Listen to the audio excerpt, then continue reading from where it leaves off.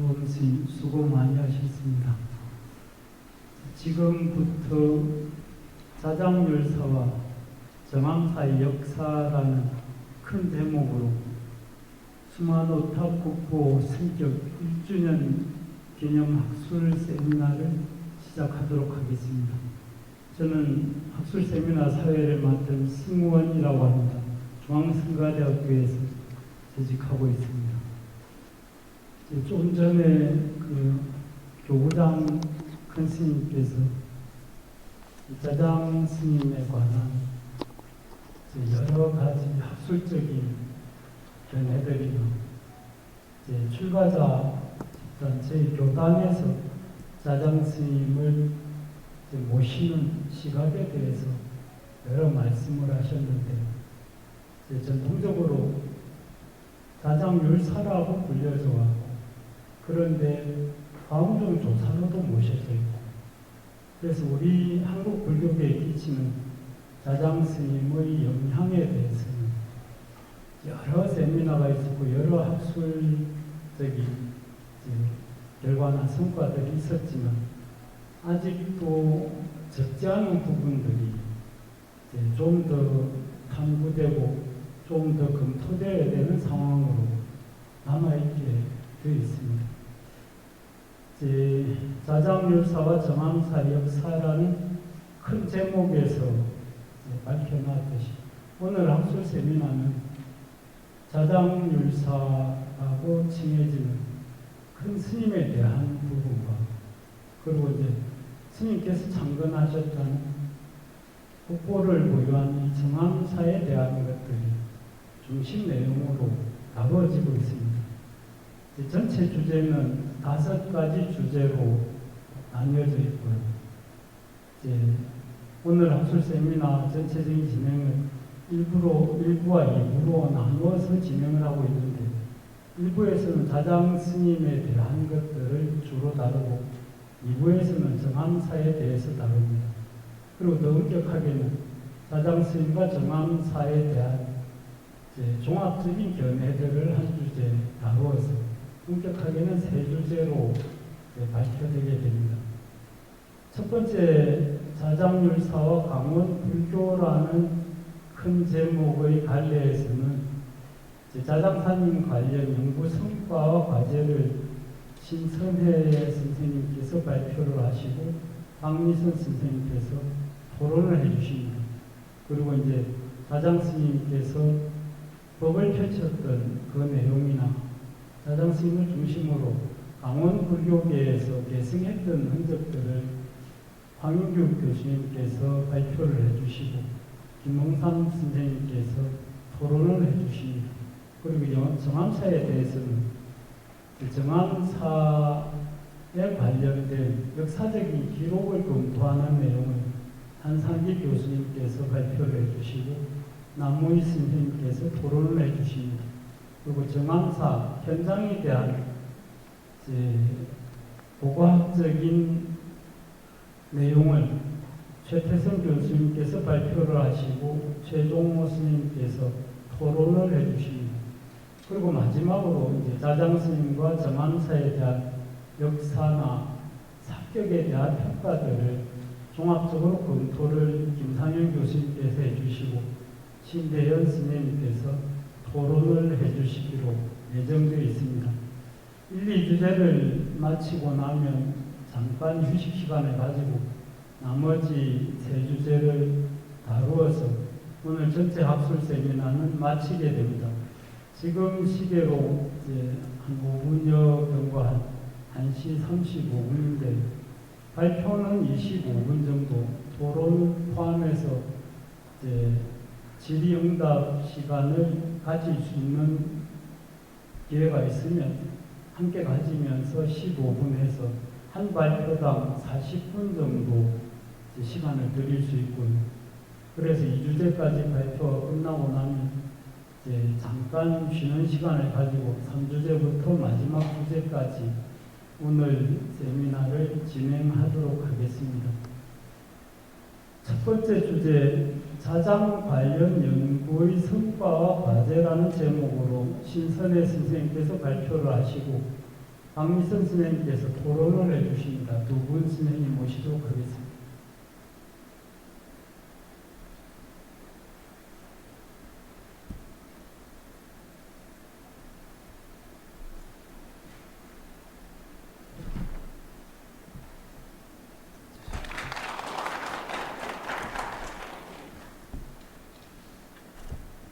신선혜 선생님께서는 호남대에서 근무를 하시고 박미선 선생님께서는 명지대학에서 근무를 하고 계십니다. 발표 시간은 앞서 말씀드린 듯이 25분 정도 시간을 드릴 수 있습니다. 토론 시간은 15분 정도 드릴 수 있고요. 토론이 끝나고 발표자와 토론자의 문답이 끝나고 나면 시간이 허락하는 대로 플로어에서 또 질의를 할 수 있는 시간을 드리도록 하겠습니다. 신선혜 선생님 발표를 해주시죠.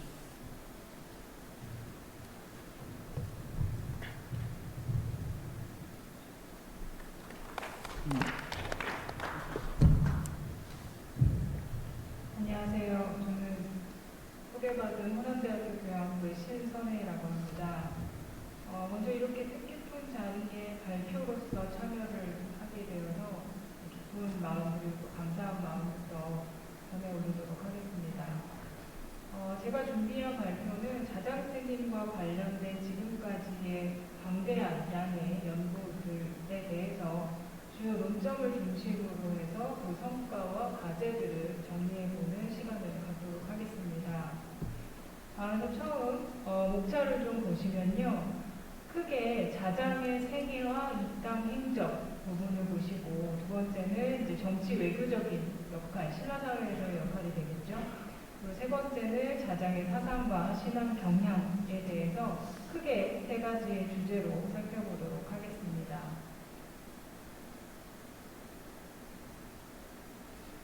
네, 첫 번째 머릿말을 보시면요. 일단 아까도 말씀을 해주셨지만 자장스님의 경우에는 불교계의 여법한 조직화, 교단 정비라고 하는 부분이 사실은 가장 주목이 되고 있습니다. 신라 불교사 쪽에서는요. 그리고 체계화했다라고 해서 소계제나 교단 정비 쪽에서 가장 많은 연구가 이루어지고 있습니다. 더해서 번탑의 공덕을 강조하는 사리신앙의 시원으로서도 주목을 하고 있고요. 그리고 이제 정치 외교적 측면에서 볼 때는 당이라던가 그다음에 신라 왕실의 존경을 받은 스님으로서 규정을 할 수가 있겠습니다. 많이들 아시겠지만 이제 주요 사료로서는 제가 제시한 사료 이외에도 사실은 사찰의 기록들이라던가 그다음에 이제 문집들의 다수의 기록이 남아있기는 하지만 스님에 대한 연구를 함에 있어서 가장 중요한 사료라고 할 수 있는 것이 제가 지금 앞에 제시한 부분입니다. 그래서 속고승정과 법원주리, 이제 중국 문헌이 되겠죠. 그리고 탈주곤기, 이건 이제 신라, 거의 자장 당대에서 다른 사료에 비하면 꽤 가까운 그 사료라고 할 수가 있고요. 그 다음에 이제 삼국사기와 삼국유사가 있고, 그 다음에 오대산 사적기의 제일주사전기까지 주요한 사료라고 할 수가 있겠습니다. 그래서 아무래도 이제 현존하는 저술에 대한, 그러니까 저술이 어떤 저술이 있다라고 하는 목록은 나와 있지만 그 내용 자체가 전해지지 않고 있기 때문에 자장스님의 사상이라던가 행적에 대한 여러 가지 논란이라면 논란일까요? 아니면 이제 다양한 시각에서의 연구가 진행될 수 있었다라고 얘기할 수 있겠습니다. 그래서 주로 생물련이라던가 그다음에 입당 시기 또 그 밖의 행적 같은 부분에서 제가 지금 앞에 제시한 각 사료들이 좀 다른 내용들을 포함을 하고 있습니다. 그래서 그것들에 대해서 얼만큼 합리적으로 조직해서 이해할 수 있는가 라는 부분에 연구의 초점이 맞춰졌다라고 할 수가 있습니다. 그래서 두 번째로 보시면 자장 연구의 흐름을 좀 크게 나눠봤습니다.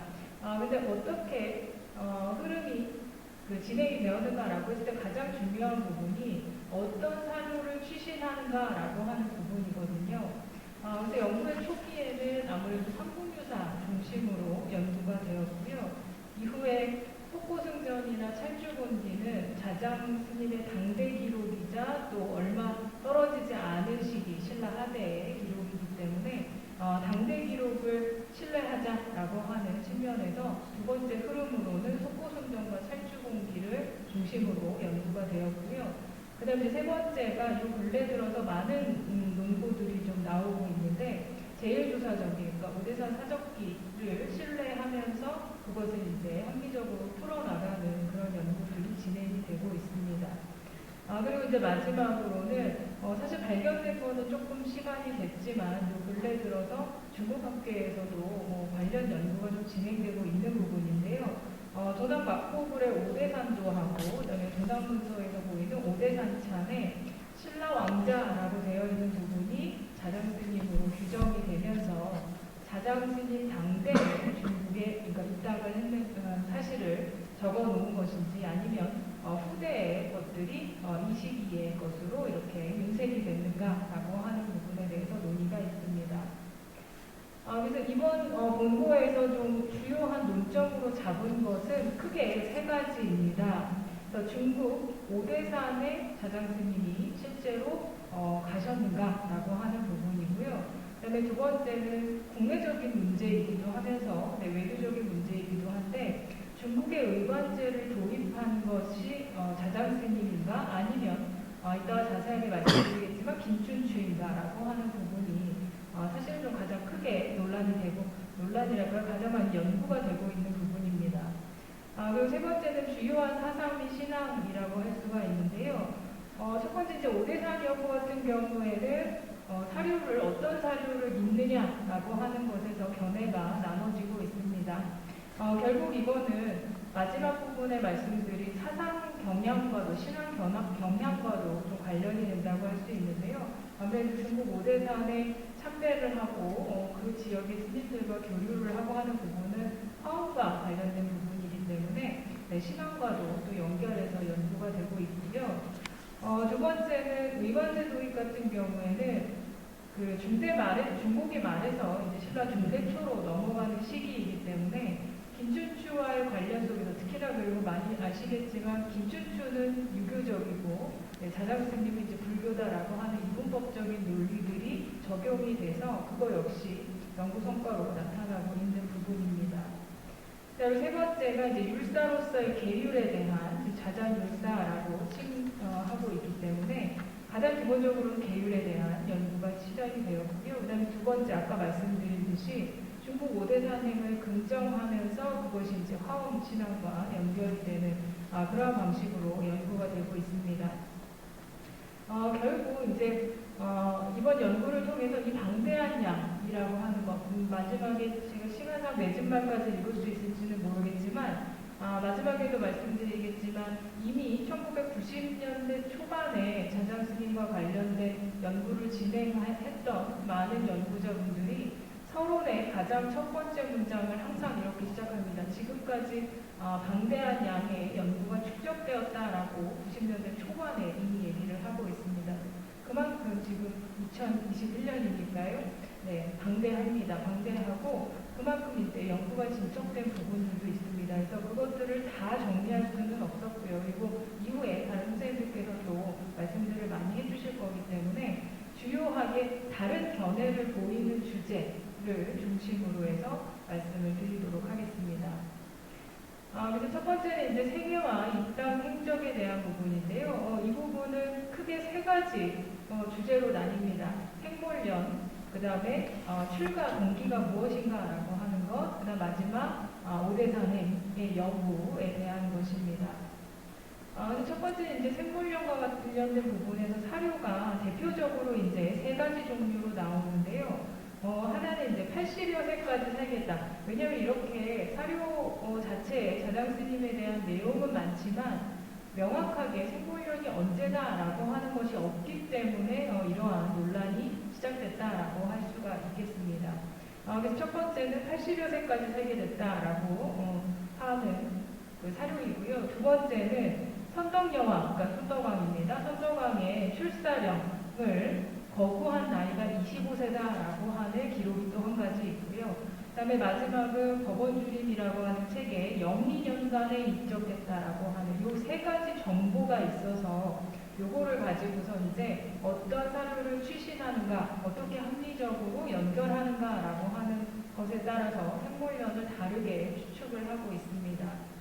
그래서 576년에서 655년까지라고 본다던가 610년에서 650년까지로 본다던가 594년에서 655년경으로 본다던가 여기 이제 대표적으로 3개만 넣어놨지만 사실 거의 8개, 9개 정도의 생물년 추정 연구가 있습니다. 그래서 이런 것들은 생물 시기에 대해서 각 사료를 어떤 사료를 추신하는가 지금 방금 말씀드린 3가지 중에서 그리고 이제 자장과 명란과의 숙질 관계, 이제 조카 관계거든요. 그러다 보니까 명란의 사료에 나오는 그 나이와 변주어서 삼촌과 조카 사이에 어느 정도의 차이가 나야 되느냐 이런 식으로 이제 나이를 추정을 하게 되는 것이고요. 그다음 이제 마지막은 몰년을 대략적으로 당시 사람들이 한 70여세까지 살았다라는 식으로 나이대를 추정을 해서 대입을 해서 나온 것이 각 연구의 생물년 되겠습니다.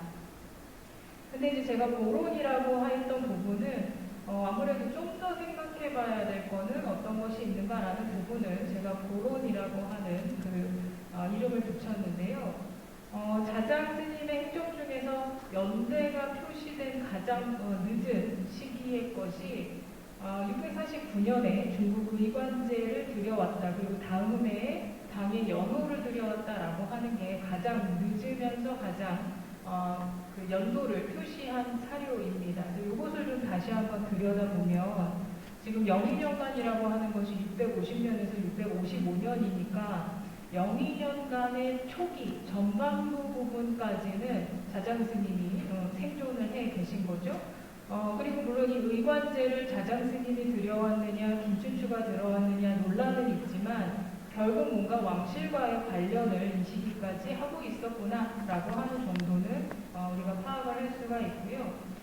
그리고 이제 영의년간 후반부에 자장의 행적 기록이 사라지는 것을 보면 아까 말씀드린 영의년간에 입적하셨다라고 하는 사료를 좀 추신할 수 있지 않을까라고 생각해 보았습니다. 물론 이제 다른 기록, 80여세 기록 같은 경우는 좀 예언적 성격이 강하니까요. 이것을 그대로 믿을 수는 좀 없지 않을까라는 생각도 들고 그 다음 이제 성덕여왕 때 25세였다라고 하는 것도 당시 사람들의 출사의 연령이라던가 혹은 출가의 연령들과 좀 비교를 해 봤을 때는 좀 신뢰를 좀 신중하게 접근해야 되는 부분이 아닐까라는 생각을 해보았습니다.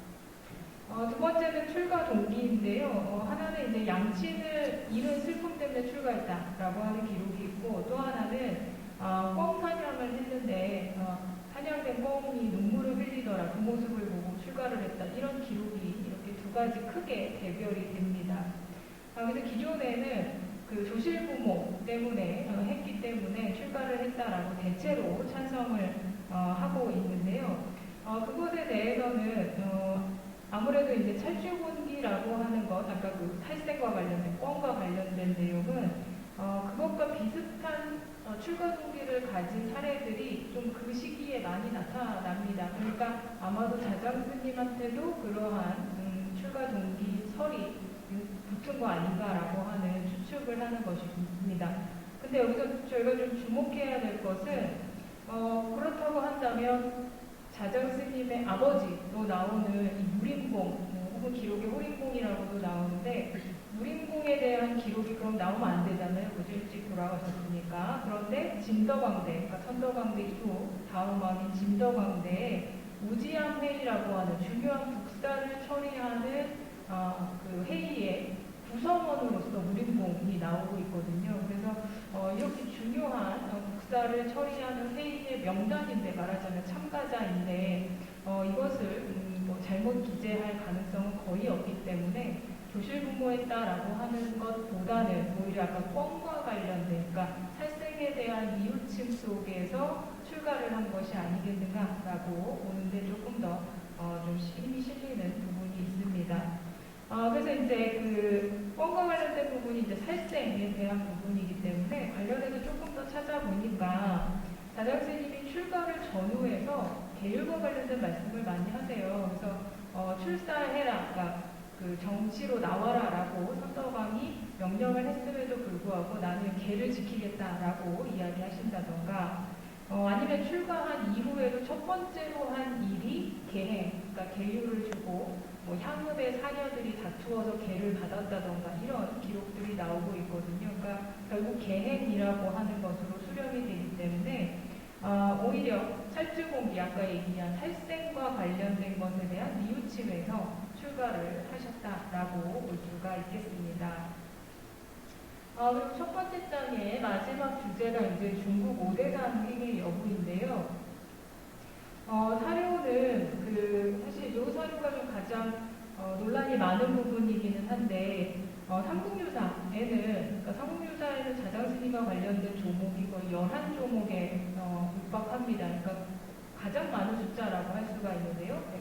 근데 삼국유사에는 중국 오대산을 창대하셨다라고 되어 있는 반면에 중국적 기록, 그러니까 소고승전이라던가 그 다음에 자장스님의 행적과 활동 시기와 가장 가까운 찰주본기에는 내용이 없습니다. 그래서 과연 중국 오대산에 자장스님이 직접 가셨는가라고 하는 것에 대해서 논란이 좀 있습니다.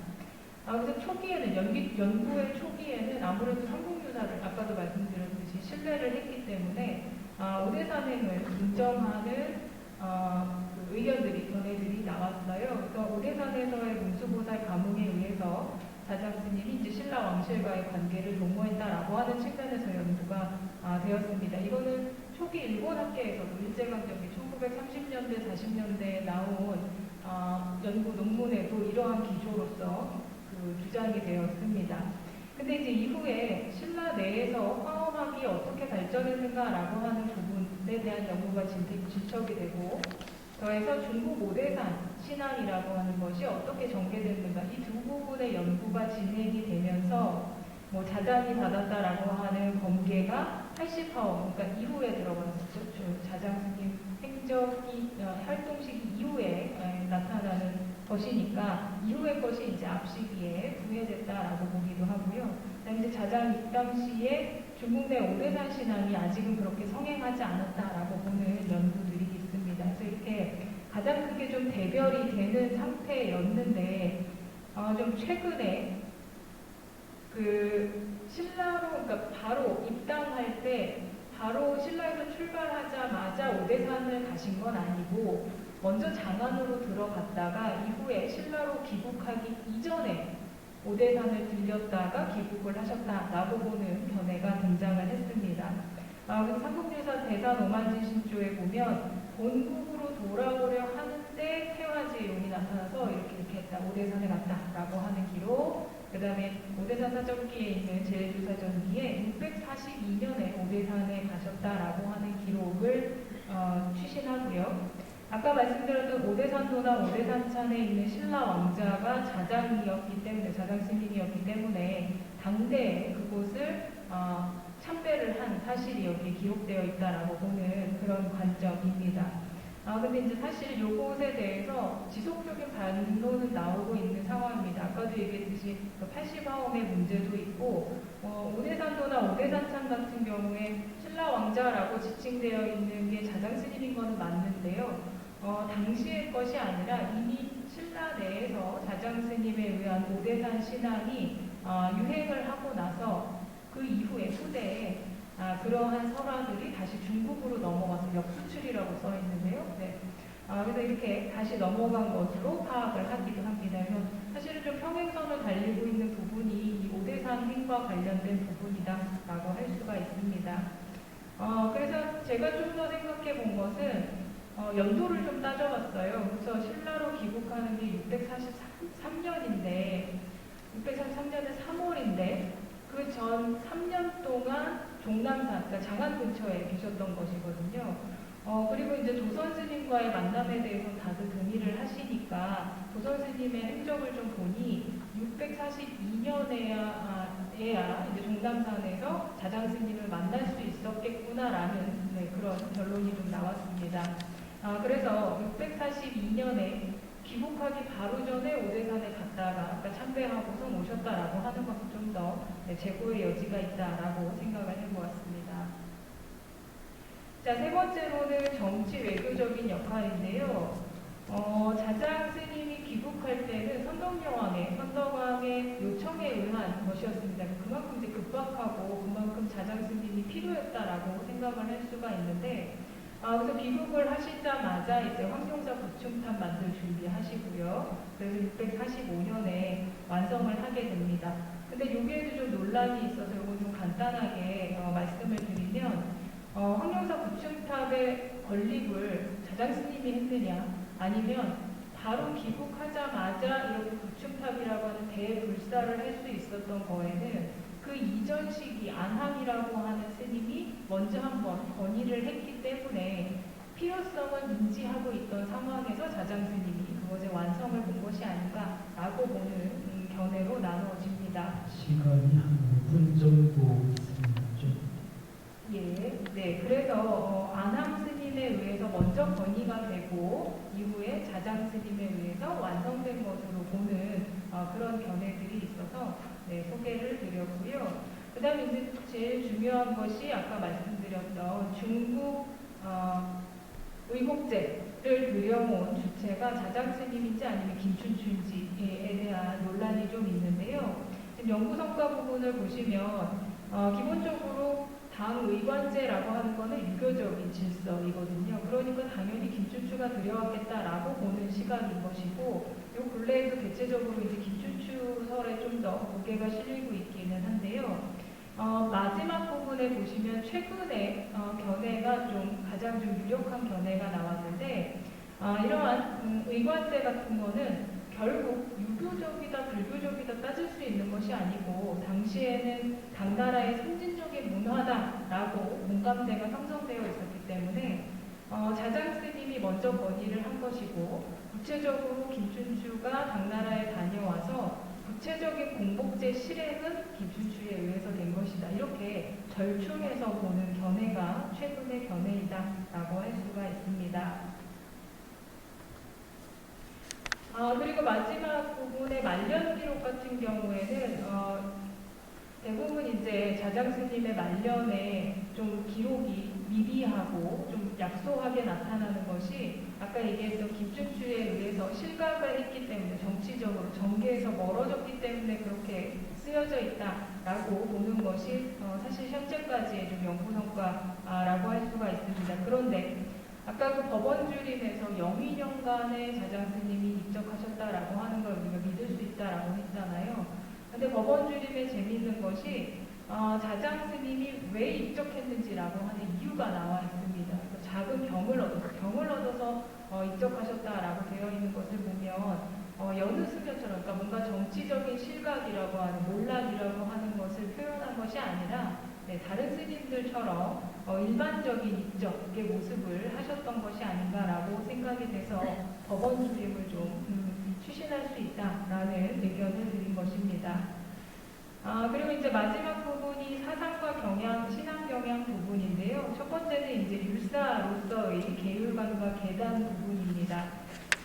자장 스님은 기본적으로는 소승계, 그러니까 사분율에 의해서 여러 가지 교단 정비라던가 수계 제도를 실시를 하셨거든요. 그래서 그것에 관련된 것은 자장 스님이 남긴 저술의 목록은 남아 있습니다. 내용은 남아 있지 않습니다만. 그리고 당나라에서 신라로 귀국할 때 원승이라고 하는 스님과 같이 왔는데 그 스님께도 사분율 관련된 기록이 있습니다. 근데 그렇다고 해서 이렇게 사분율에만 매몰되셨느냐? 아니고 대승계, 그러니까 보살계의 유포에도 열심이셨습니다. 그래서 보살계본이라고 하는 것을 황룡사에서 강서를 한 기록이 남아 있고요. 이때 이 보살계가 법망계에 속하느냐 육아계에 속하느냐라고 하는 논란이 있지만 이 역시도 요 근래에는 두 가지의 성격을 모두 가진 것으로 보고 있습니다. 그래서 국내적으로는 당시 법망계가 들어와 있었기 때문에 자장 스님이 법망계를 알고 그 다음에 유포했을 가능성이 있고요. 그 다음에 당나라에 다녀와서는 도선 스님이라던가 법상 스님의 그 계에 대한 경향이 이제 육아계 혹은 법망계와 육아계를 합쳐서 유포하고 연구하는 그러한 경향들의 영향을 받았다라고 보고 있는 것이 자장 스님의 계율관 부분입니다. 그리고 이제 그 계단 창설과 관련돼서도 논란이 좀 있는데요. 지금 통도사 계단의 그 형식을 보면 도선 스님, 당 도선 스님이 계단 도경이라고 하는 책에서 정리해 놓은 형태랑 거의 비슷하거든요.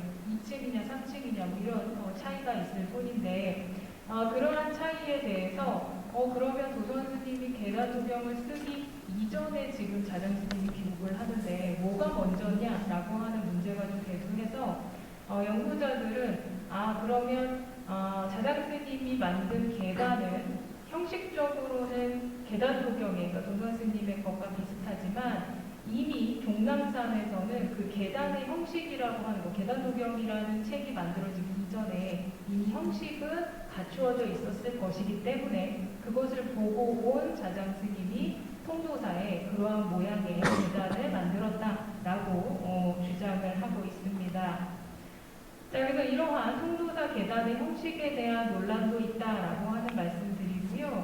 그 다음에 왜 통도사였는가라고 하는 부분은 사실 이따가 토론 부분에서도 좀 나올 것 같아서요. 그 부분은 대답을 하면서 답변을 드리면서 좀 보충을 하도록 하겠습니다.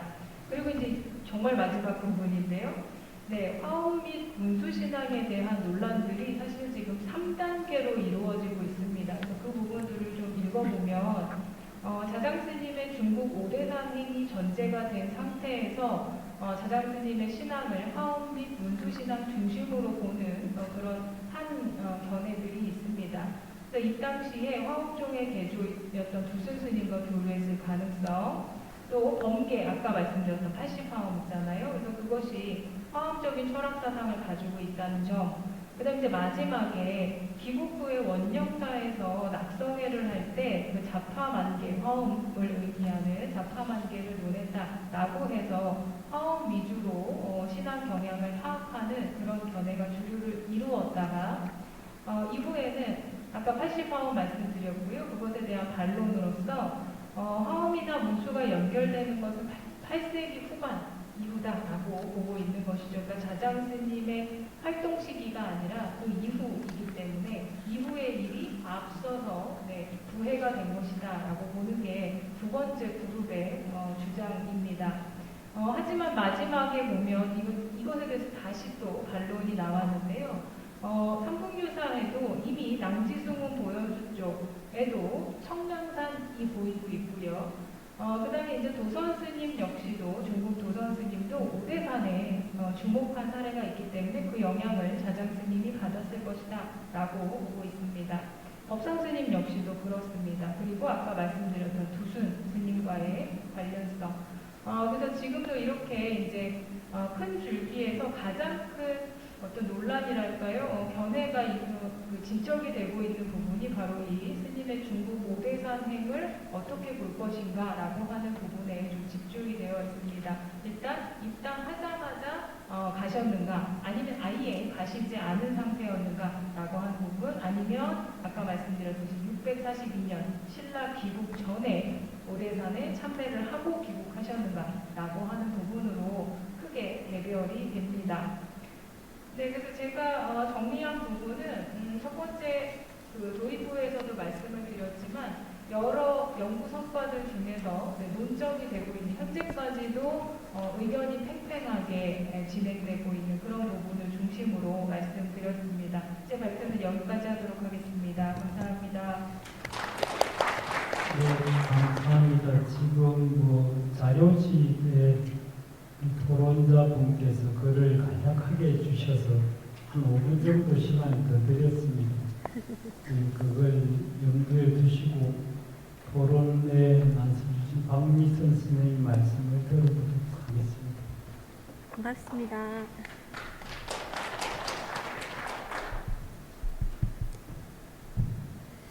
안녕하십니까. 토론을 맡은 박미선입니다. 시간 관계상 그 준비된 토론문을 읽으면서 질문을 드리도록 하겠습니다. 발표자의 발표를 들으셨겠지만 이 발표문은 자장율사의 생애, 정치, 외교적 역할, 그리고 사상이라고 하는 세 가지 주제를 중심으로 해서 그동안 이 자장율사에 관한 연구의 성과 그리고 논쟁점들을 잘 정리해 주셨고, 나아가서는 향후의 연구 방향에 대한 조언들도 좀 해주셨습니다. 그래서 자장율사에 대한 이해뿐만 아니라 이 자장율사 연구에 대한 이해도 높이는 데 큰 도움이 되었을 거라고 생각이 됩니다.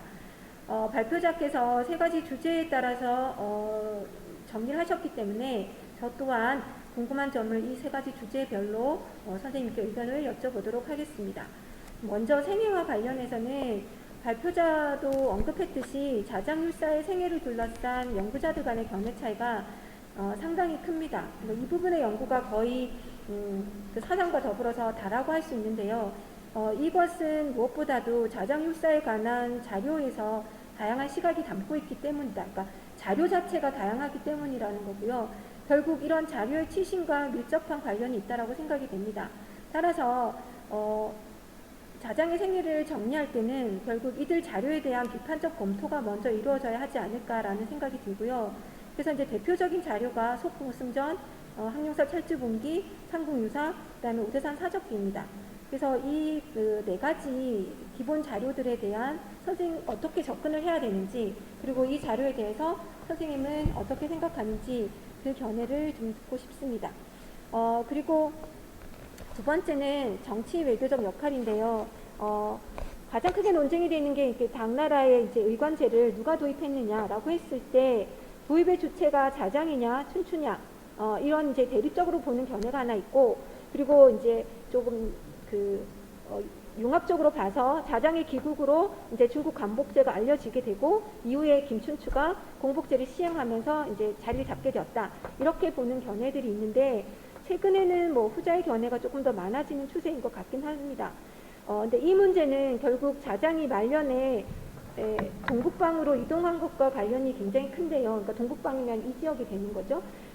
후자 입장에서는 이 동북방이 신라의 최북단의 전방에 있기 때문에 결국 이곳을 안정시키기 위해서 선덕여왕과 진덕여왕 때 자장율사를 중심으로 한 불교 세력을 이곳으로 보내서 안무를 시켰다라고 이제 보고 있는데, 선덕여왕 8년에 이 지역에 북소경이 설치가 되게 되고 여기에 이제 사찬 진주가 장관으로 임명이 됩니다.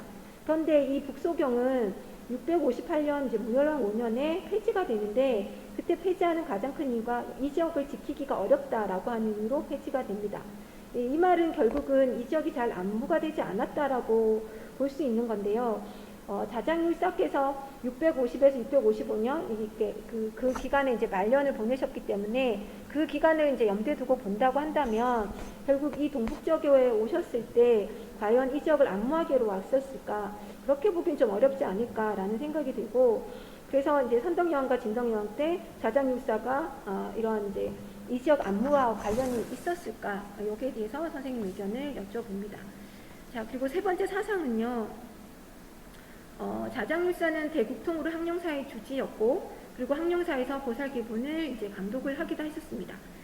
그럼에도 불구하고 이제 통도사에 이제 따로 계단을 설치하셨는데, 이제 이 계단은 이제 출가자를 위한 수계의 장소이죠. 그래서 통도사의 계단이 중국의 단의 형식을 한 것이 아니라 인도의 이제 게장, 평평한 게장의 형태를 하고 있었을 거라고 보고 있는데, 물론 삼국유사에 보면 기축제사라고 해서 이 시기에 인도 유학을 하셨던 스님들의 모습, 존재가 확인은 되지만 이 스님들이 신라로 돌아와서 활동한 내역은 찾아보기가 어렵습니다. 대부분 중국에서 활동하셨다라고만 마무리가 되는데요. 인도 불교의 영향을 신라가 과연 이렇게 직접적으로 받아들일 수 있었을지 이 시기에 여기에 대한 의문이 들어서 선생님한테 의견을 여쭤보고, 그리고 이제 왕경인 경주가 아닌 왜 통도사라고 하는 곳에 계단을 따로 설치했을까? 출가자를 중심으로 했을 때 출가자가 많거나 그 다음에 이것도 다수인 건 경주이지 않았을까 생각이 되는데, 그렇다면 이 그 통도사가 있는 이 양산이나 또는 이 통도사라고 하는 사찰 자체가 갖고 있는 특별한 의미가 있었던 것이 아닌가, 거기에 대한 선생님의 의견을 듣고 싶습니다. 그리고 이제 사상 부분에서 이제 화엄사상 및 이제 오대산 문수신앙과 관련해서 결국은 이 사상을 설명을 하려면 자장율사의 오대산행을 이제 지적할 수밖에 없습니다. 이거는 이제 자장의 생애와도 이제 중요한 논점이 되는 건데요. 자장율사의 중국 오대산행은 그가 이제 아마 그 율사께서 말년에 이쪽 신라 이 동북방으로 와서 활동했던 거, 이런 것들이 혹시 연계가 돼서 중국에서의 활동으로까지 이렇게 연결해서 설명하고 있는 것이 아닐까라고 하는 제 개인적인 생각이 드는데, 여기에 대한 선생님의 견해도 한번 듣고 싶습니다. 이상의 세 가지 주제로 자장율사에 관한 연구들을 보아보니 결국은 신라 불교사에서 자장율사를 어떻게 위치 지을 것인가, 이게 이제 가장 큰 문제로 귀결된다고 생각이 됩니다. 즉 자장율사를 중고기라고 하는 그 시기를 대표하는 승려로 볼 것인지, 아니면 중고기에서 중대, 그러니까 이제 통일 이유가 되는 거죠. 거기에 전환기, 그러니까 뭔가 새로운 걸 변화시켜가는 그 전환기의 승려로 봐야 될 것인지, 이러한 이제 위치 비정에 따라서도 자장율사에 대한 평가는, 또는 그 부분에 대한 생애나 사상에 관한 연구에도 좀 다른 시각을 가질 수 있을 거라는 생각이 듭니다. 이상 질문을 마치겠습니다. 지금 질문해 주셨듯이 발표문 그대로 읽어주셨고 질문 내용이 명확하기 때문에 따로 제가 더 질문을 드리지 않아도 될 것 같습니다. 답변해 주시기 바랍니다. 네, 토론 감사드립니다. 첫 번째 이제 생애와 관련해서 아무래도 생애도 그렇고 아까 정치의 교정 역할이나 사상, 제가 결론의 마지막 부분에도 썼지만 결과적으로는 다시 사료로 돌아가야 된다라는 생각을 확인하는 계기가 되었다라고 볼 수 있는데요. 그 중에 이제 제가 사료를 보는 입장은 가장 중요한 것이 당대 사료가 있다라고 하는 것에 비중을 좀 가장 둬야 되지 않을까라는 생각이 듭니다. 특히나 속고승전 같은 경우에는 당대이면서도 또 중국 불교계에서 자장스님을 보는 그런 시각들도 파악을 할 수 있기 때문에 속고승전에 대해서 좀 중요성이라고 하는 것, 그 다음에 찰주본기의 중요성에 가장 저는 큰 초점을 맞춰야 되지 않을까라는 생각이 듭니다. 그래서 삼국유사 같은 경우에는 아까도 말씀드렸지만 11조목 이상의 자장스님과 관련된 기록이 있음에도 불구하고 중간중간에 고려 당시의 인식이 들어간 부분들도 발견을 할 수가 있습니다. 그래서 그렇게 본다고 한다면 당대의 사료에, 그리고 당대에 가까운 사료를 추신하는 것이 좋지 않을까라는 생각을 해보았고요. 그 다음 이제 두 번째는 그 동북방 지역, 이 지역에 대한 이야기인데요. 사실 그 자장스님의 말년에 대한 기록이 이제 소략한 부분이 이 동북방 행과 관련해서 설명이 되기도 합니다.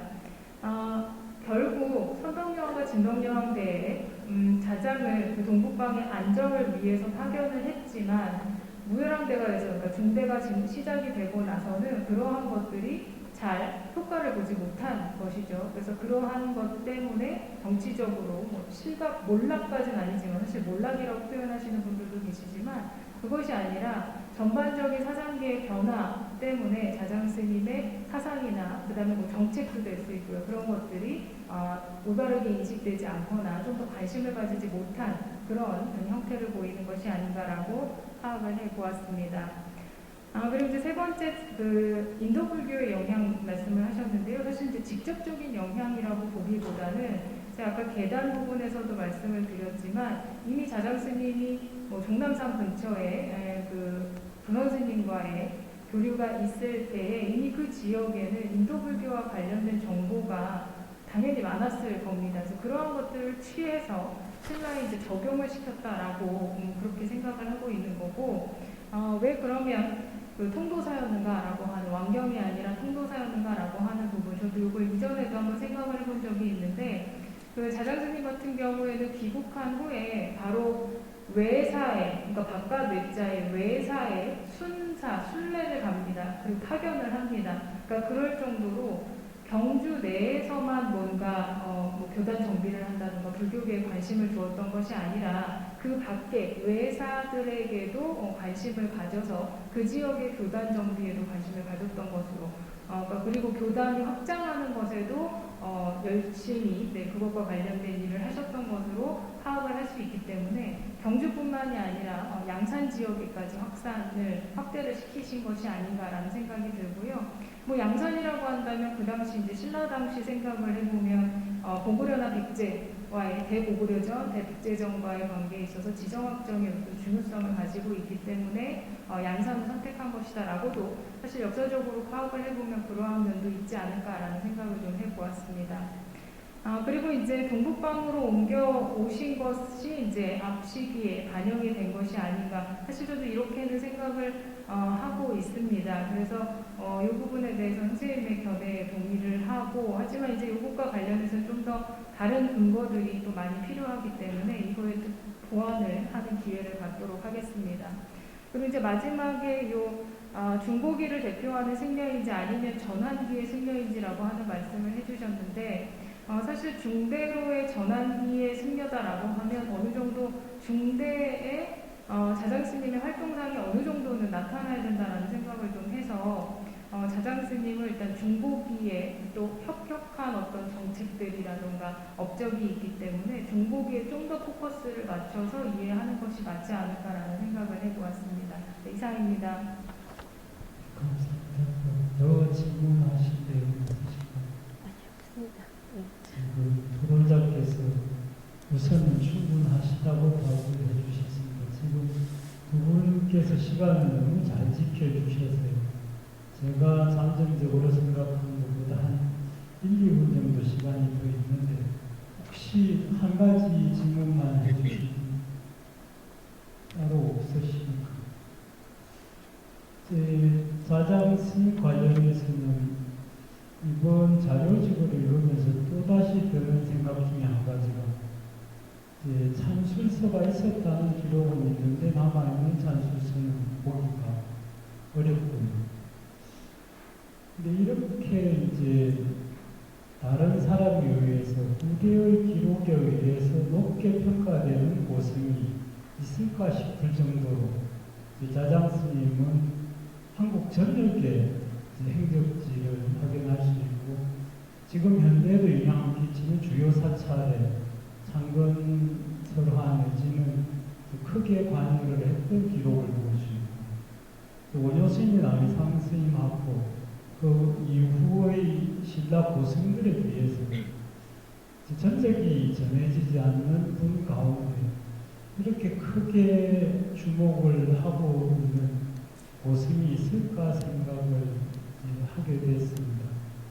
그런 부분들은 오늘 발표나 토론을 담당해 주신 전공자들께서 좀 더 잘 사료를 발굴해 주시고 견해들을 제시를 해 주셨으면 좋겠다 그런 생각이 들고 그리고 이렇게 큰 스님께서 어떻게 생물연대가 불분명한 기록들만 남아있을까 그것도 굉장히 의구스러운 내용입니다.